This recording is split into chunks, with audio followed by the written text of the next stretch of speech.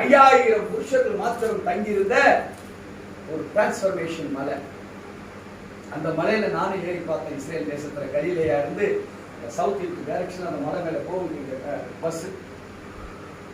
அந்த டிரான்ஸ்பர்மேஷன் மலைக்குள்ள போகும்போதே ஒரு காத்துல சத்தங்கள் ஏற்பட்டு, அந்த சத்தத்தை நீங்க மென்மையாய் நீங்க கேட்க ஆரம்பித்தீங்களா? some words were coming. எங்களை கூட்டு போன மென்டார் 72 வயது ஒரு அமெரிக்கன் பேப்டிஸ்ட் சர்ச் மென்டார். அவர் அப்துல் மாலிக்கோட 17 ஆண்டுகள் துணையாக நின்று எபிரேயத்தை கற்றுக்கொண்டார்.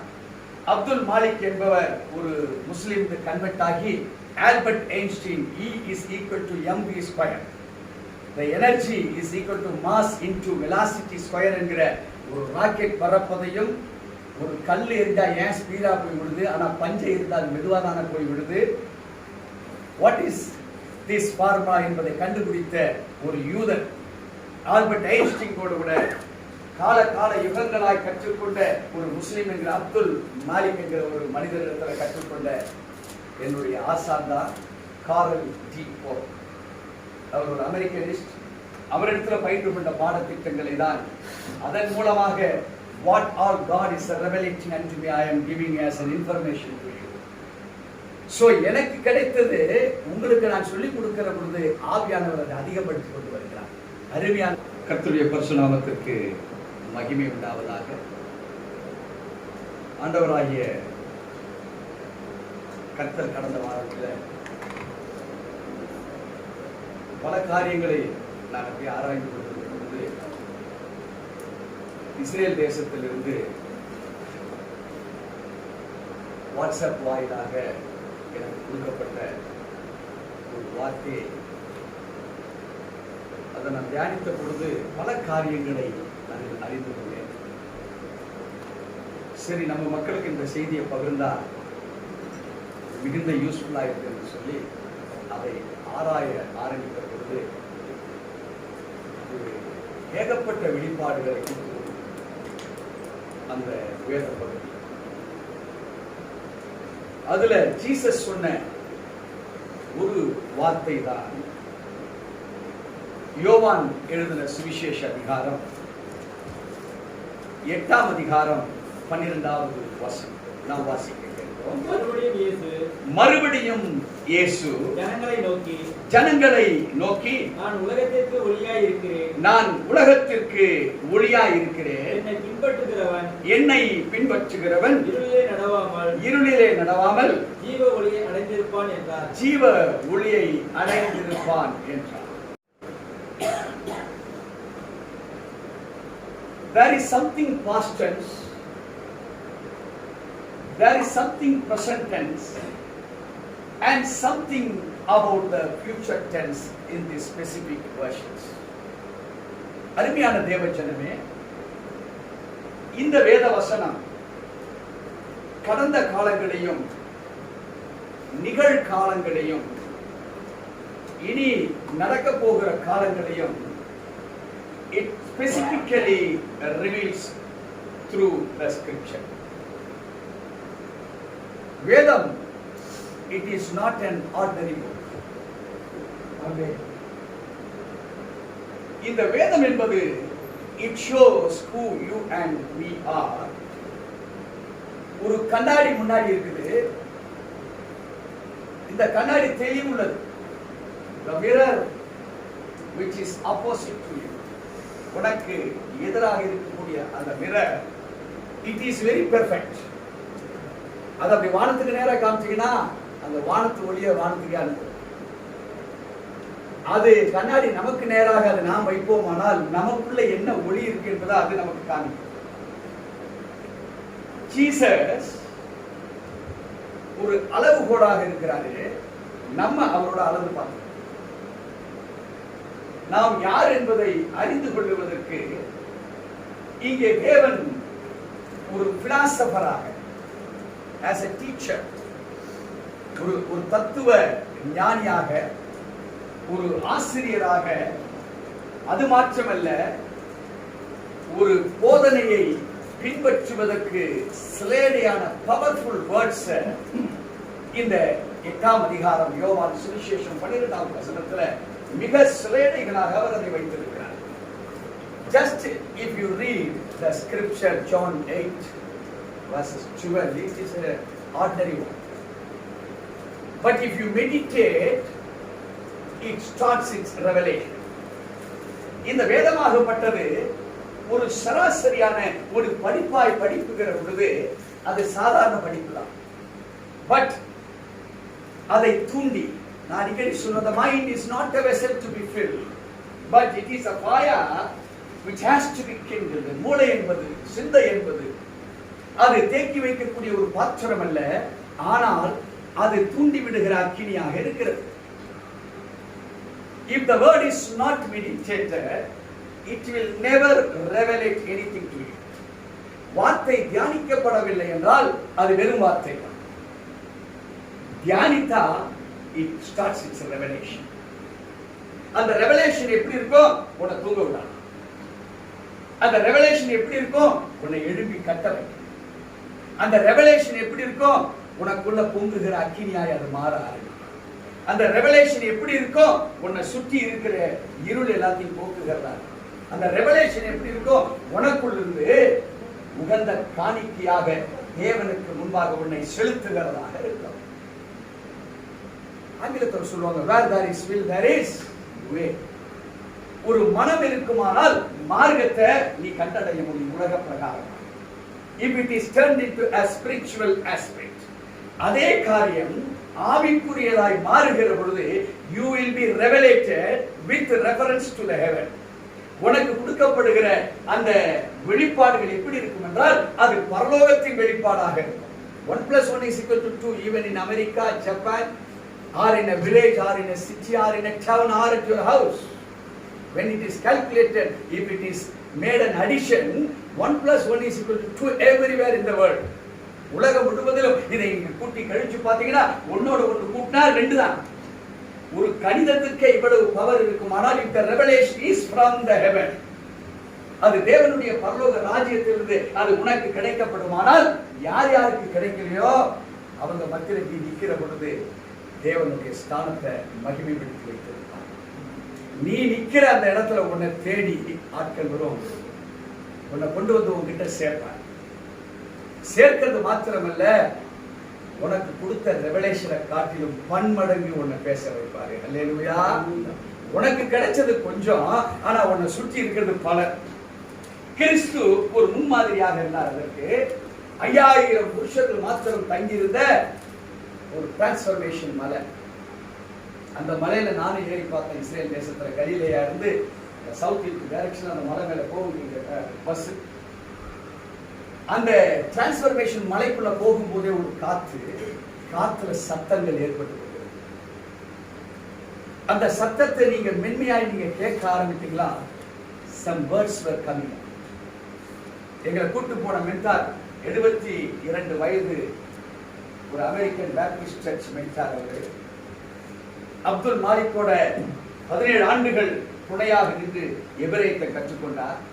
அப்துல் மாலிக் என்பவர் ஒரு முஸ்லிம் கன்வெர்ட் ஆகி Albert Einstein E is equal to mv square, the energy is equal to mass into velocity square என்கிற ஒரு ராக்கெட் பறப்பதையும், ஒரு கல் இருந்தா ஏன் ஸ்பீடா போய் விடுது, ஆனா பஞ்சை இருந்தால் மெதுவாக தானே போய் விடுது, வாட் இஸ் திஸ் ஃபார்முலா என்பதை கண்டுபிடித்த ஒரு யூதன். ஆல்பர்ட் ஐன்ஸ்டீனோடு கூட கால யுகங்களாய் கற்றுக்கொண்ட ஒரு முஸ்லிம் என்கிற அப்துல் மாலிக் என்கிற ஒரு மனிதரிடத்தில் கற்றுக்கொண்ட என்னுடைய ஆசான் தான் காரல் டி போப். அவர் ஒரு அமெரிக்கனிஸ்ட். அவரிடத்தில் பயின்று கொண்ட பாடத்திட்டங்களை தான் அதன் மூலமாக what all God is revelating unto me, I am giving as an information to you. So எனக்கு கிடைத்தது உங்களுக்கு நான் சொல்லிக் கொடுக்கிற பொழுது ஆவியானவர் அதை அதிகப்படுத்திக் கொண்டு வருகிறார். அருமையான தேவச்சனமே, கிரைஸ்ட் இததான் யோவான் 8:12 வெளிப்படுத்தினார். வாசிக்க கேட்போம். மறுபடியும் இயேசு ஜனங்களை நோக்கி, மறுபடியும் இயேசு ஜனங்களை, there was a revelation as before. மறுபடியும் என்று சொல்லுகிற பொழுது something has been revelated. ஏதோ ஆண்டவராகிய இயேசு கிறிஸ்து பல காரியங்களை கற்றுக் கொடுத்ததுக்கு பிற்பாடும் கூட அவரை கற்றுக் கொடுக்கிறவராக, கற்றுக் கொடுத்ததை பெற்றுக் கொண்டவர்களாய் உங்களை எண்ணி அவர் வைத்திருக்கிறாரு. இது இயேசு பேசி 2021 ஆண்டுகளுக்கு முன்பாக பேசப்பட்ட வார்த்தை. சுமார் 20 நூற்றாண்டுகள் கடந்து போய்விட்டது. But we are meditating the same word. அதே வார்த்தையை இன்னைக்கு நீங்கள் நான் என்ன பண்றோம்? அலசி பார்க்கிறோம். மறுபடியும் so there was a past tense. அப்ப இதற்கு முன்பாக என்ன ஏதோ சொல்லி கொடுக்கிறார். உங்களுக்கு தெரியுமா? எனக்கு தெரியுமா? ஆனா இப்ப நம்ம கத்துக்கிறோம். மறுபடியும் so something was revelated before. God is proclaiming, பிரகடனப்படுத்துகிறார். மறுபடியும் இயேசு அவர்களை நோக்கி என்ன சொல்றாரு? நான் உலகத்திற்கு ஒளியாய் இருக்கிறேன். இதை எப்போ சொல்லியிருப்பாரு? இதுக்கு முன்னாடியே சொல்லியிருப்பாரா? அதனாலதான் மறுபடியும் என்கிற வார்த்தை. அருமையான தேவஜனமே, சுமார் 1000 வருஷத்துக்கு முன்னாடி என்ன போல ஏதாவது ஒரு முக்க பிரசங்கியார் இருந்திருப்பானா? இருந்திருக்க மாட்டானா? அந்த முக்க பிரசங்கியார் என்ன பண்ணிருப்பாரு? இந்த வசனத்தை வாசித்திருப்பாரு. அவர் ஒரு ரெவலேஷன் கொடுத்திருப்பாரு. ஏன்னா அன்னைக்கு இருந்த முக்கியங்களுக்கு ஏத்த மாதிரி பேசும். புரியுதுங்களா? இப்ப நம்ம யாரா இருக்கிறோம்? ஒளியா இருக்கிறீங்களா? இல்ல, கொஞ்சம் ஃபுல்லா இல்ல. இங்க ஒளியா இருக்கிறவங்க இருந்தா நான் அங்க உட்கார்ந்துருக்கணும். அவங்க தான் இப்ப பேசணும். யார் பேசுறீங்க? அதுக்காக நான் கிரேட்னு சொல்ல வரல. அப்ப ஆண்டவர் இன்றைக்கு இந்த 21ஆம் ஆண்டு, இந்த 2021ல அவர் சொல்றாரு, என்ன சொல்றாரு? உலகத்துக்கு ஒளியாய் இருக்கிறேன். அப்ப அதுக்கு முன்னாடி இல்லையா? அவரு இருந்தாரு. அது பாஸ்ட் டென்ஸ். இப்ப சொல்றாரு, நான் உலகத்துக்கு ஒளியாய் இருக்கிறேன். பிரசன்ட் டென்ஸ் வாசிங்க. என்னை பின்பற்றுகிறவன், இப்ப ஃபியூச்சர் டென்ஸ் சொல்றாரு, நடக்க போறத சொல்றாரு. என்னை பின்பற்றுகிறவன் இருளிலே நடவாமல் ஜீவ ஒளியை அடைந்திருப்பான். இப்போ நல்லா கவனிங்க. ஏன் இந்த வார்த்தையை சொல்லணும்? தேவையில்லையே. வசனத்தை எடுத்துக்கலாமே. மேல ஒரு பேப்பர் ஒட்டிட்டா என்ன பாஸ்டர்? தேவையா இந்த வசனம்? வந்தாரு, சொல்லி கொடுத்தாரு, முடிச்சு எல்லாரும் தெரிஞ்சுக்கிட்டாங்க.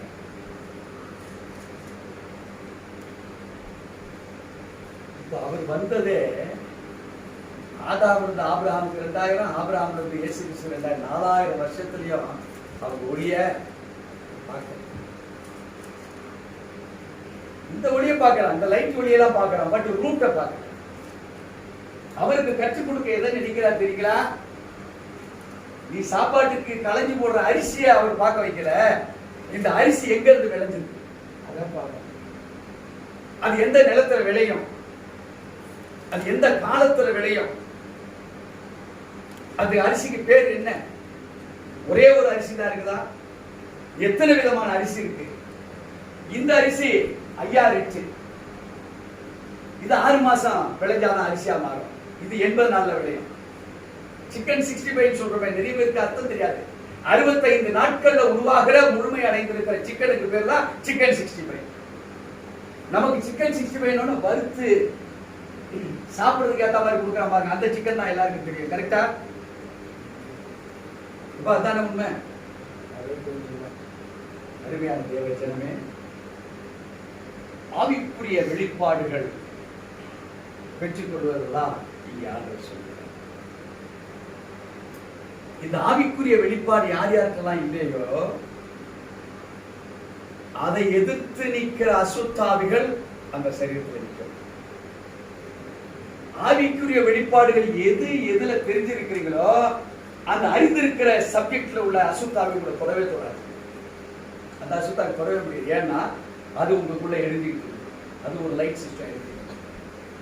கேஸ்ல கூட பாருங்க, சிம்மு ஹை. ஏன்? இதுக்கு இது போதும். அதே போலதான் மனிதனுடைய வாழ்விலும் எதுக்கு எது தேவையோ அந்த வெளிச்சத்தை பெற்றிருக்கிறவர்களாய் நீங்கள் இருக்கிற பொழுதுதான் அந்த கற்று உங்களுக்குள்ள வராது. Everyday I meet many different types of evil spirits. பல அசுத்தாவிகளை குறித்து ஆண்டவர் வெளிப்பாடு கொடுத்துட்டே இருக்காரு. ஏன் தம்பி, நாளைக்கு இதோட பெருசு நீ போக வேண்டும். இந்த ஃபர்ஸ்ட் படி கீழ்ப்படியை மிதிச்சாதான் மேல் படிக்கு போக முடியும். ஸோ எவ்வளவு கற்றுக்கொள்கிறீங்க லாஸ்ட் மினிட் வரைக்கும் ஒன்று நான் யூஸ் பண்ணுறேன். அந்த தேவச்சந்திர ரெவலேஷன் நீ எப்படி எதிர்பார்க்குறியோ ரெவலேஷன் ஒர்க் அவுட். அதுதான் ரெவலேஷன். எங்கன்னா காக்கா கொண்டாந்து கறி கொண்டாந்து கொடுக்குறத பார்த்துருக்கீங்களா? அது கிடைச்சா அது சாப்பிட்றோம் உண்டா இல்லையா? நம்மளே கொஞ்சம் நக்கி பார்த்துடுறோம், வாசனை பார்த்துறோம். சிக்கன் வாசனை நிறைய பேர் சமைக்கும் போதே பார்த்துடுறாங்க. உப்பு சாக்கில் கூட நக்கியே பார்த்துடுறான், சும்மா இல்லை. என்ன கரெக்டா இல்லையா? நம்ம பார்க்கறதுபடி அவன் பார்த்துடுறான். அப்போ கிரைஸ்ட் பாஸ்ட பிரசன்ட்ல வச்சு ஃபியூச்சர் டிரான்ஸ்ஃபர்மேஷன் கற்றுக்கொண்டார். மறுபடியும் இயேசு ஜனங்களை நோக்கி நான் உலகத்துக்கு ஒளியாய் இருக்கிறேன் என்றார். What is this light? இந்த ஒளி என்பது என்ன? எபிரேயத்துல ஒளிக்கு பேரு ஓஆர். இதுதான் ஒளி.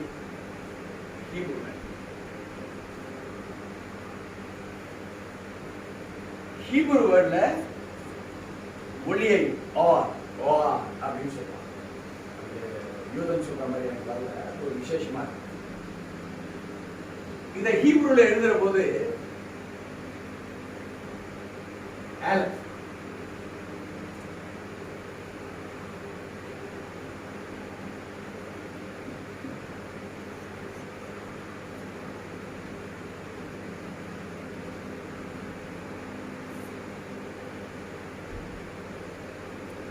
மூன்று எழுத்துக்களை கொண்டு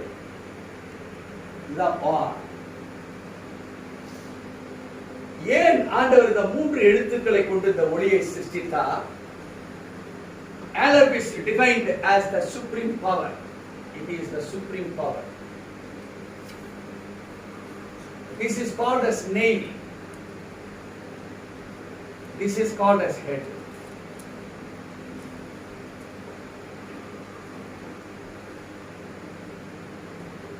ஒரு வெளிச்சத்துக்குள்ள ஒரு சுப்ரீம் பவர் இல்லைன்னா அது வெளிச்சமா இருக்காது. இன்னைக்கு நம்முடைய வாழ்க்கையில பெரிய பிசாசோ பெரிய சூனியமோ மாந்திரியமோ பயமோ பிரச்சனையோ இருக்கும் என்றால் இப்ப அங்க சுப்ரீம் பவர் இல்லை. எங்க மாந்திரிகம் ஒர்க் ஆகுதோ அவங்க மேல சுப்ரீம் பவர் இல்லை. இப்போ லைட் எதை டிஃபைன் பண்ணுது? நீங்க ஒளியா இருப்பீர்களானால் உங்க இடத்துல சுப்ரீம் பவர் நிச்சயமா இருக்கணும். ஆனா இருக்கு, அது என்னவாக இருக்கிறது? அது உலகத்துக்கு ஒளியா இருக்கிறேன் என்று சொல்ற அந்த காரியத்துக்கு பதிலாக அது சுயத்துக்கு ஒளியா இருக்கிறதுனால அது உலகத்துக்கு ஒளியா இருக்கக்கூடிய கிரைஸ்டா இல்ல, சுயம் டெவில வெளிப்படுத்துகிறது. சுயம் பிசாசினுடைய கிரியைகளின் அங்கமாக அது வெளிப்படுத்தப்படுகிறது. சுயம் தேவனுக்கு பிரியமில்லாததை நாம் கையில் ஏற்றுக்கொண்டு அதை அதிகாரமாக அதை யூஸ் பண்றத அது வெளியே காமிக்குது. அங்க ஒளி இல்ல, இருள். திஸ் சுப்ரீம் பவர் வேண்டுமானால் உனக்குள் இருக்கிற சுயம் ஆர் செல்ஃப் இது என்ன செய்யணும்? It has to be nailed. Jesus இந்த வெளிச்சத்தை உண்டு பண்ணுவதற்காக he was nailed.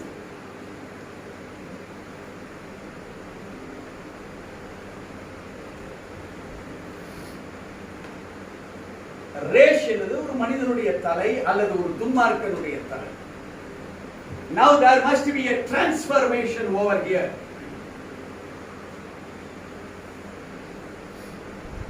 This supreme power should be transformed through blood.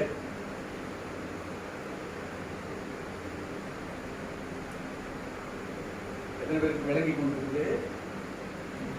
நீ இருளில் இருப்பாயானால் blood is defined as life. ரத்தம் என்னவா சொல்லப்பட்டிருக்கு? அது ஜீவன். இப்போ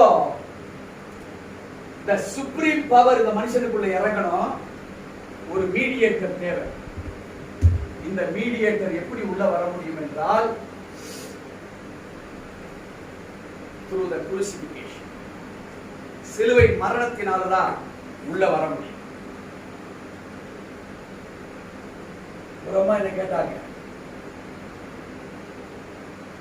இயேசு இல்லைன்னா எனக்கு உயிர் மீட்சி இல்லையா?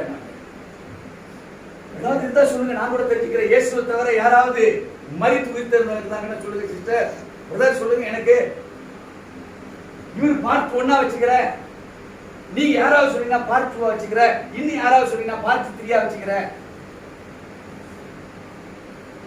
ஆதாம் உருவாக்கப்பட்ட நாள் முதல் கொண்டு இன்று வரையில் எனக்காக மரித்து அடக்கம் பண்ணப்பட்டு உயிர்த்தெழுந்த தேடி பார்த்தா யார் இருக்கிறா? ஜீசஸ். So the nail எங்க பாஞ்சுது? only Jesus. கல்வன் மேல கூட பாஞ்சுது. கல்வனை கூட சிலுவையில அறைந்தார்கள். மரித்தா உயிர்த்தெழுந்தானா? இல்ல. So where there is resurrection, the spirit of darkness அது முடிந்து the spirit of light நமக்குள்ள இருந்து வெளியே வரும். இப்போ இந்த nailing by Jesus, Jesus was nailed. அதான் வாவ். இந்த லைட்டை நம்ம எப்போ பெற்றுக்கொள்கிறோம்? the crucifixion உனக்குள்ள வரும்போது வெளிச்சம் உண்டாகும். God pulverized himself. Jesus was pulverized into pieces. Pulverized na உடைக்கப்படுகிறது. தவிடு குடியா உடைக்கப்படுகிறது பேர் இங்கிலீஷ்ல pulverized. Jesus was pulverized, become as a flux. ஃப்ளக்ஸ்னா ஒரு காரியத்தை சீக்கிரமா எரியணும்னா கொஞ்சம் ஏற உள்ள டைட் பண்ணினா பஸ் எரியும். வீட்டில் பார்த்தீங்கன்னா பழைய காலத்து மூதாட்டிகள்லாம் ஒன்று ஊதுவாங்க, ஒரு குழல் வச்சு. அது பேரு தீமுட்டி குழல், ஊதாங்குழல் சொல்லுவாங்க. அந்த குழலை என்ன பண்ணுவாங்கன்னு கேட்டீங்கன்னா, நெருப்பு இருக்குதா, it has to be activated, motivated, it needs a flux. அது சீக்கிரமா எரியறதுக்கு, பவரா எரியறதுக்கு some agency அதுக்கு தேவை. நம்ம வாயிலிருந்து உள்ள புறப்படுகிறது, இங்க இருந்து புறப்படுறது என்ன தெரியுமா? it has carbon dioxide, CO2. it is called as CO2.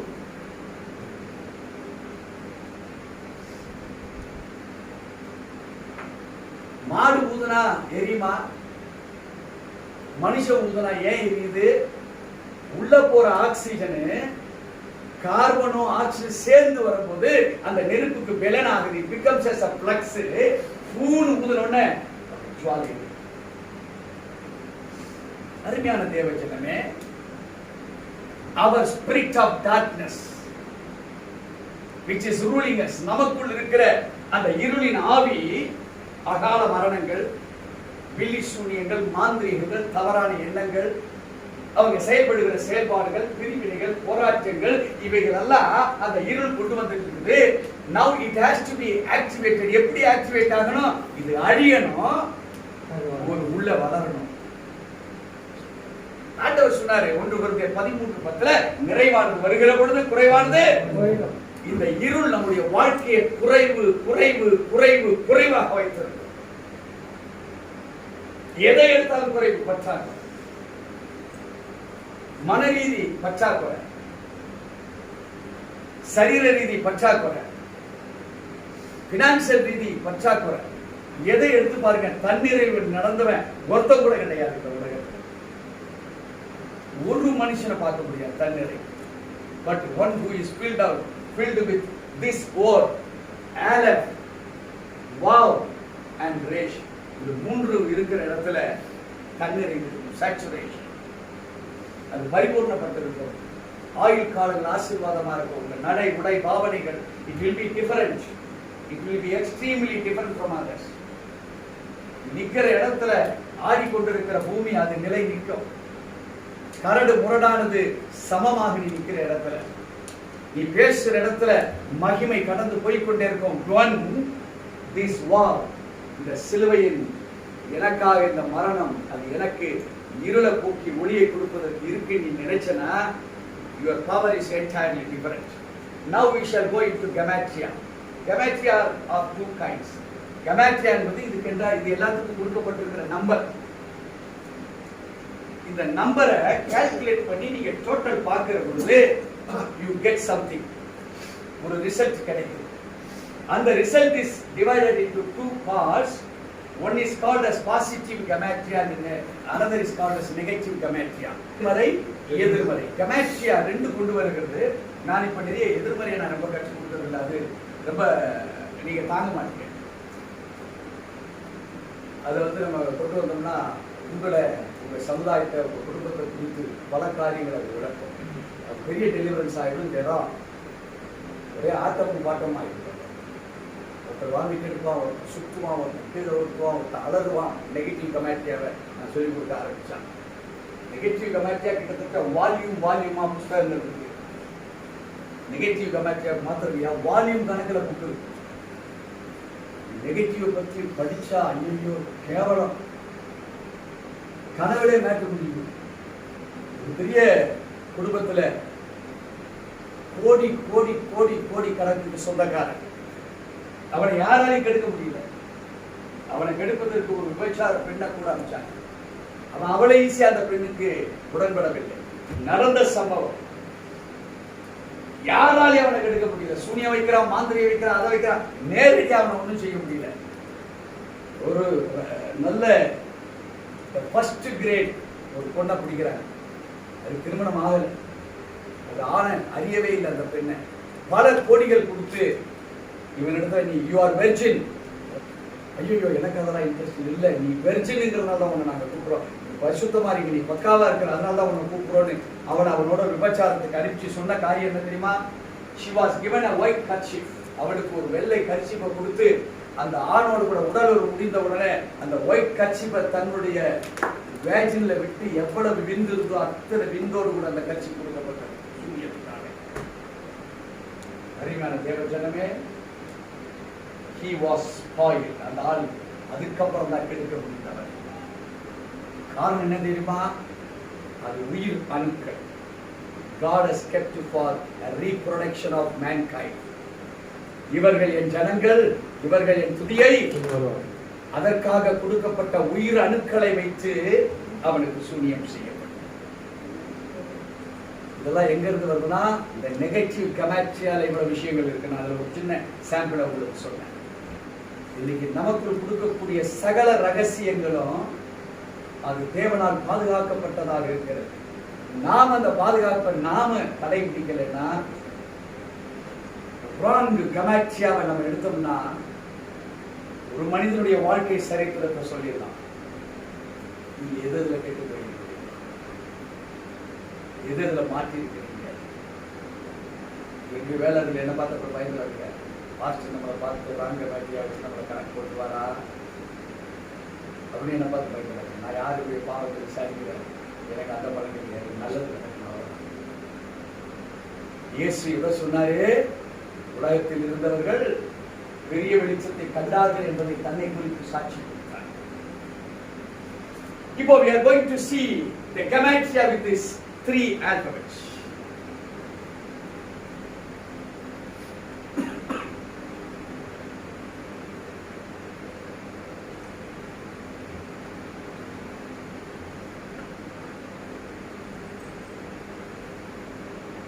Aleph number 1. Wow.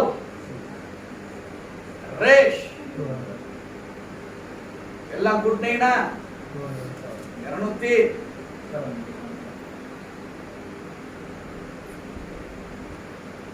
இதை கூட்டினீங்கன்னா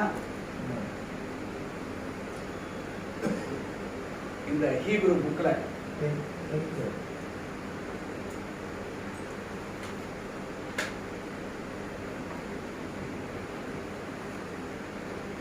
ஹீப்ரு இங்க இருந்தா வாசிக்கணும். ரைட்ல இருந்து போவாரு, லெஃப்ட்ல இருந்து வரும். 1 2 3 4 5 6 7. இப்போ 9. இது கூட்டல் எவ்வளவு இருக்கு பாஸ்டர்? 9. 9 என்பது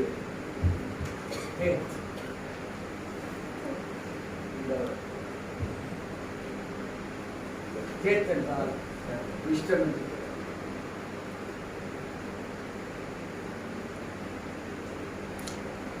நல்லா பாருங்க, லைட் இருக்கிறவன் தான் ஞானியா இருக்க முடியும். இந்த லைட் என்கிற கான்செப்ட் யார்கிட்ட இருக்கோ அவன் தான் ஞானியா இருக்க முடியும்.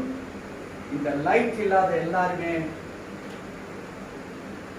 அவருடைய செயல்பாடுகள், அவருடைய விசுவாசம், அவருடைய நடைகள், அவருடைய வாழ்க்கை எல்லாமே எடுத்து பார்த்தீங்கன்னா இந்த விஸ்டம் இல்லைன்னா அவன் செத்தவனுக்கு சமானம். இன்னைக்கு உங்களுக்குள்ள பலவிதமான போராட்டங்கள் உங்களுக்குள்ள இருக்குமானால் இந்த விஸ்டத்தினுடைய அளவு கம்மி உங்களுக்குள்ள. நீங்க